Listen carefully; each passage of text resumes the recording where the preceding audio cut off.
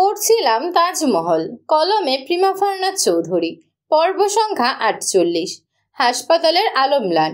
সময় রাত ১২টা। তাজদারের অস্ত্রোপচার শেষ, কিন্তু চিকিৎসকরা একে অপরের দিকে তাকাচ্ছিল চোখে উদ্বেগ ও অবসাদ নিয়ে। রেজাল্ট এখনো সন্তোষজনক নয়। মহিষের আঘাত কানে, গলায় আর বুকে এমন মারাত্মকভাবে প্রবেশ করেছে যে চিকিৎসকরাও ভড়কে গেছে। রক্তপাত থেমেছে, কিন্তু অসহায় দেহের কাঁপুনি রোগীর পরিবারের কাছে সহ্য করার মতো না। বাইরে সবাই অপেক্ষমান। শাইনা মাথা ফেলে রেখেছে তার বড় বোনের কাঁধে। কিছুক্ষণ আগেই সে বমি করেছিল, এখনো পর্যন্ত কিছু খায়নি। ধরতে গেলে আজ সারাদিন সে খালি পেটে খেয়েছে আর তারপর বমি করেছে। তাজদারের মামারা বলছিল ওকে বাড়ি পাঠিয়ে দিতে, ও অসুস্থ হয়ে পড়লে সমস্যা। এত দুশ্চিন্তা নেওয়াটাও ঠিক না। কিন্তু শাইনা যেতে চাইছিল না। আনিসও বলল ও থাকুক, অস্ত্রোপচার শেষে চলে যাবে। সবাই আতঙ্কমুক্ত হতে চাইছিল, কিন্তু ডাক্তাররা সন্তোষজনক কোনো বার্তা দিতে পারল না। তাজদার সিদ্দিকের জ্ঞান ফিরলে তখনই তারা পরবর্তী সিদ্ধান্ত নেবে। অপেক্ষার সময় আরও দীর্ঘতর হয়ে উঠল। সময়টা চক্রের মতো ঘুরে বেড়াচ্ছে। তাজদারের জ্ঞান ফেরার আশায় এতগুলো মানুষ সেখানে বসেছিল রাতভর। সবার রীতিমতো খিদে পেয়ে বসেছে। নাস্তাগুলো সব ঠান্ডা হয়ে আছে, কেউ খেতে চাইছে না। আশরাফ আনিস সবার জন্য ভাত এনেছে, কিন্তু কারো খাওয়ার রুচি নেই। রায়হান ধমকে বলায় তিতলি, তৌসিফ, শাওন আর তাসনুভা একসাথে বসে খাওয়া শুরু করলো। তাসনুভা হাঁসের ডিম আর মাংস দেখে নাট ছিটকে বলল, আনিস ভাই, আমি আসলে হাঁসের মাংস, হাঁসের ডিম কোনোটাই খাই না। আনিস তার কথা শুনে সবার সামনে লজ্জায় পড়ে গেল। তৌসিফ চোখ রাঙিয়ে তাকালো তাসনুভার দিকে। তাসনুভা তার চাহনি দেখে চুপসে গেল। আনিস একটু পর অবিচল ভঙ্গিতে বলল, না খেলে ফেলে দাও, এত রাতে বিরিয়ানি পাওয়া যাবে না। কথাটা সে একটু রেগে স্পষ্টভাবেই বলল, কাউকে সমীহ করে কিংবা মৃদু ভঙ্গিতে বলার দরকার মনে করেনি। সময়টাই এমন, শান্তভাবে কথা বলা যাচ্ছে না। তাসনুভা কণ্ঠে ক্ষোভ চাপিয়ে বলল, আমি কি বিরিয়ানি চেয়েছি আপনার কাছে? রায়হান ওপাশ থেকে গর্জে উঠল, নোভা, কি হয়েছে? তাসনুভা বকুনি খেয়ে আনিসের দিকে খ্যাপাটে দৃষ্টিতে তাকালো। এই ছেলেটার কারণে তাকে বকুনি খেতে হয়েছে। আনিস অন্যদিকে তাকিয়ে ভাবুক হয়ে কি যেন ভাবছিল। তাসনুভার দিকে চোখ পড়তেই তার কপাল ভাঁজ হয়ে এলো। এই মেয়ের সমস্যা কি? এভাবে তাকিয়ে আছে কেন? সে এত রাতে বিরিয়ানি কোথায় পাবে? তাসনুভার ডিম মাংস দিয়েই ভাতটা খেলো জোরপূর্বক। অবশ্য বেশ ভালো করেই খেয়েছে, কারণ তারও খিদে লেগেছিল। বড়রা বলায় আনিস, আশরাফ, রায়হানও খাওয়া দাওয়া সেরে নিল, দাঁড়িয়ে বসে যে যেভাবে পারল। শাইনা একদম খেতে ইচ্ছে করছিল না, কিন্তু ঝিমলি তাকে জোরপূর্বক ২-৩ লোকমা খাইয়ে দিল। ভাতগুলো শাইনা গিলতে পারছিল না। এতটা কঠিন পরিস্থিতি তার জীবনে কখনো আসেনি যখন তার ভাত গিলতে কষ্ট হয়েছে। আজ ভাতের দানাগুলো তার আপদের মতো লাগছে। সবার চোখে মুখের বেহাল দশা, এত ছোটাছুটি দুশ্চিন্তা, সামনে কি হবে তা নিয়ে নানান কল্পনা জল্পনা। তাজদারের জ্ঞান ফিরছে না। ডাক্তাররা জানালো সকাল ৭টার মধ্যে জ্ঞান না ফিরলে। তাজদারের মামা তৎক্ষণাৎ সিদ্ধান্ত নিয়েছে হেলিকপ্টারে করে ঢাকায় নিয়ে যাওয়া হবে তাকে। এখানে বসে থেকে লাভ নেই। সবাই যাও একটু স্বস্তিতে ছিল, শান্ত হয়ে বসে আরাম করছিল, কিন্তু ডাক্তারের কথা শুনে আবারও কান্নার রব উঠল। রওশনাকে কখনো এভাবে কাঁদতে দেখেনি কেউ। তাকে এভাবে কাঁদতে দেখে সবাই চুপ হয়ে গেল। শাইনা মুখ লুকিয়ে রেখেছে মায়ের কাঁধে। গোটা একটা রাত সবার হাসপাতালের বারান্দায় কেটে গিয়েছে। তবে সুসংবাদ শোনা গেল। ফজরের আজানের একটু পরপরই ডাক্তাররা জানালো রোগী রেসপন্স করেছে। তাজদারের মামারা তারপরেও সব বন্দোবস্ত করে ফেলেছে, এখানে চিকিৎসা করাবেন না তারা। তাজদারের সাথে দেখা করার জন্য মরিয়া হয়ে উঠেছিল রওশনারা। রায়হান ডাক্তারকে বলে কই নিয়ে গেল। ডাক্তারকে বলল চোখ মেলেছে, কথা বলতে পারবে? ডাক্তার বলল না না, এই মুহূর্তে তার কথা না বলাই ভালো হবে। হুশ যেহেতু এসেছে চোখ মেলবে, কিন্তু আপনারা প্লিজ রোগীর সামনে কান্নাকাটি করবেন না, ভিড় জমাবেন না। শুধু তার ওয়াইফকে রাখুন। আর উনি কে হন? মা। তাহলে ওনাকে একাই যেতে দিন। রওশনারা একাই গেল। তার হাত ছেলের শরীরটাতে আলতোভাবে বোলালো কাঁদতে কাঁদতে। রায়হান পেছন থেকে বলল, এখানে কাঁদা যাবে না, চলো। ও কান্নার শব্দ শুনতে পেলে সমস্যা হবে। রওশনারা শুনতে চাইলো তার কণ্ঠটা। তিনি ধীরে ধীরে ডাকলেন, তাজ।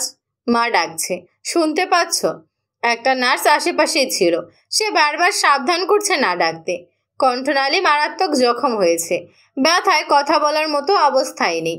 নিয়ে যাওয়ার আগ মুহূর্তে বেলা ১১টার দিকে তাজদার হালকা পাতলা চোখ মেলেছে। শ্বাস প্রশ্বাস তখনও ভারী, উঠছে আর নামছে। চোখের পাতা ভার, উঠছেই না কোনো মতে।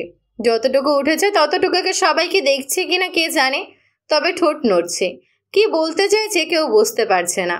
রওশনারা মুখের সামনে গিয়ে বলল, তোমার বুড়ো মাকে এত কষ্ট দিও না, আমি তোমাদের জন্যই তো বাঁচি। আমার কোলে ফিরে এসো বাবা তাজ, আমাকে চিনতে পারছো? তোমার মা। তাজদার সিদ্দিকী ঠোঁট নড়ল। রায়হান তার মাথায় আলতো করে হাত বোলাচ্ছে। তাজউদ্দিন সিদ্দিকও এলো সেখানে। ছেলেকে দেখে তিনি বেশিক্ষণ দাঁড়াতে পারলেন না সেখানে। রায়হান তাজদারের মুখের কিছুটা কাছে কান পেতে শুনল সে। রওশনারার প্রশ্নের জবাব দিতে চাইছে। রওশনারা বললেন, ও রায়হান, ও আমাকে চিনতে পারছে? আশ্চর্য, চিনতে পারবে না কেন? তাজদার তখনই কিছু একটা বলছে।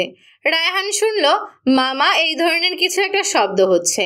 রওশনারা একটু স্বস্তি পেল রায়হানের মুখে কথাটা শুনে। রায়হান নিয়ে গেল ওনাকে। তাজদারকে এখনই নিয়ে যাওয়া হবে। সবাই তাড়াহুড়ো করছে বাইরে, সাথে মহিলাদের মধ্যে কে যাবে এটা নিয়েও বিস্তর আলাপ আলোচনা চলছে। শাইনার কথা উঠতেই তাজদারের মামা খালুরা সরাসরি বলে দিল বউ নিজেই অসুস্থ, ও কিভাবে দেখাশোনা করবে? শাইনা যেতে পারবে বলার পরও ওনারা রাজি হলেন না। সুস্থ সবল মানুষ দরকার। শেষমেশ রওশনারা তিতলি তাসনুভাকেই পাঠানোর সিদ্ধান্ত পাকাপোক্ত হলো। তাসনুভা শাইনার উদ্দেশ্যে বলল, ইউজলেসদের কাজ নয় রোগীর সেবা করা। শাওন পাশ থেকে বলল, ও তো যাবে বলল। আনিস বলে উঠল, ইউজলেস ও নিজে অসুস্থ, তার উপর ওর বরের এমন অবস্থা, ও নিজেকে সামলে রেখেছে এটাই তো বেশি। ইউজলেস কাকে বলছো? কথা বলার আগে তুমি ভাবো না? তাসনুভা দাঁত কটমট করে তাকালো। এদের জন্য কোনো কথাও দেখছি বলা যাবে না। আমার ভাইয়ের এমন পরিস্থিতিতে আমি আমার ভাইয়ের বউকে যা ইচ্ছে বলবো। শাহিদা বেগম বলেন, আনিস এদিকে আয়। আনিসকে টেনে নিয়ে গেলেন উনি।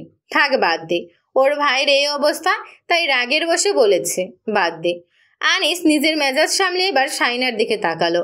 নিজের বোনটার জন্য তার মায়া হচ্ছে। সে শাইনার কাছে গিয়ে বলল, এদিকে আয়।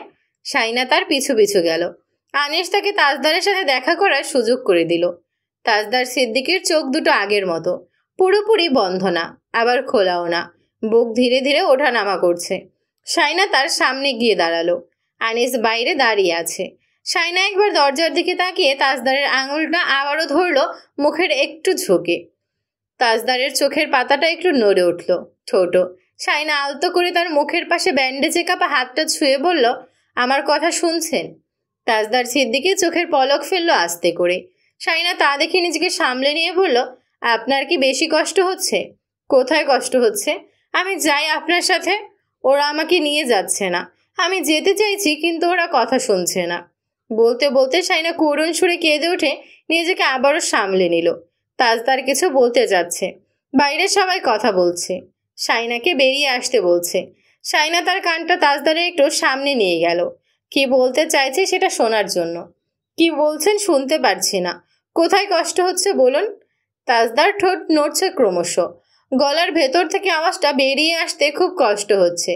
শেষে হিসিয়ে একটা শব্দ বের হলো, আর শাইনার কানে সেটা যেন সরি হয়েই বাজলো। শাইনার বুক ভেঙে পড়ল। অজান্তেই চোখ থেকে অগণিত অশ্রু ঝরে পড়ল। সে হিস করে উঠে তাজদারের বুকের উপর আলতো করে হাত রাখলো। এভাবে কেন বলছেন? কোথায় চলে যাচ্ছেন সরি বলে? আমি সরি। আপনি কেন সরি বলছেন? আমি সরি, খুব সরি। আপনি আমার কাছে ফিরে আসুন। আমাদের সংসার হয়নি, বাচ্চা, আমাদের বাচ্চাকে দেখবেন না, ওটা আপনারই। আম্মা, আম্মা রে, আম্মা। এলোমেলো হয়ে মাকে ডাকাডাকি শুরু করলো সে। তার দম বন্ধ হয়ে এলো। নিঃশ্বাস না ফেলতে পারছে না নিতে পারছে। মনে হচ্ছে পৃথিবীটা ধসে পড়ছে, সব ভেঙে চুরে ছারখার হয়ে যাচ্ছে। তার সামনে সবকিছু শেষ হয়ে যাচ্ছে। এতদিন সে কিচ্ছু হারায়নি, কিন্তু আজ সব শেষ হয়ে যাচ্ছে, সব হারিয়ে ফেলছে সে। তার ডাক শুনে শাহিদা বেগম ঢুকে এসে তাকে ধরল। শাইনা আমাকে জড়িয়ে ধরে হাউমাউ করে কাঁদতে লাগলো। যে কান্নাটা কাল রাত থেকে কেউ একবারও দেখেনি, তা আজ সবাই স্তব্ধ হয়ে দেখলো। কেউ তার কান্নার উৎস খুঁজে পেল না। আনিস, শাওন এসে তাকে বাইরে নিয়ে গেল।